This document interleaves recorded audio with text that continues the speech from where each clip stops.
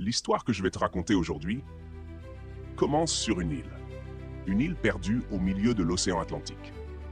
Madère. Là-bas, un petit garçon naît dans une famille modeste. Son père est jardinier. Sa mère s'occupe de la famille. Ils ont peu, sauf l'amour et la rage de s'en sortir. Très tôt, ce garçon montre quelque chose d'étrange. Il ne joue pas au ballon. Il vit pour le ballon. Il dort avec, il court avec, il pleure quand il perd. Un jour, il dit à son père, « Papa, un jour, je serai le meilleur joueur du monde. » Les gens rigolent, on le traite de fou. Mais lui, il n'écoute personne. Il court encore et encore. À 12 ans, il quitte tout, sa famille, son île, ses amis. Il part à Lisbonne, seul, sans argent, mais avec un rêve. Il dort dans un lit qu'il partage avec d'autres jeunes. Il mange peu, il s'entraîne trop, mais il refuse d'abandonner. Un jour à l'entraînement, un coach s'arrête. Il regarde ce gamin qui va plus vite que tout le monde. Et il dit, ce gamin n'est pas normal, il faut le surveiller. Et alors, tout s'accélère. Manchester United.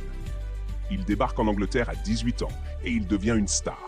3 fois champion d'Angleterre, 1 Ligue des Champions. Le monde découvre son nom, Cristiano Ronaldo. Mais il ne veut pas s'arrêter là. Real Madrid. Le plus grand club du monde l'achète pour une somme record. Là-bas, il entre dans une autre dimension. 4 Ligues des Champions, 2 Ligas, plus de 450 buts, il devient une légende, un monstre, une machine. Puis la Juventus. Encore des titres, encore des records.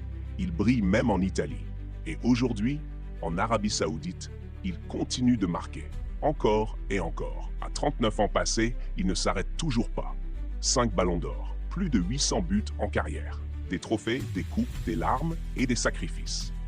Mais ce que les gens ne voient pas, c'est le petit garçon de Madère. Toujours là, toujours affamé. Parce que Cristiano Ronaldo, ce n'est pas qu'un joueur, c'est un symbole. Celui qui te montre que peu importe d'où tu viens, tout est possible.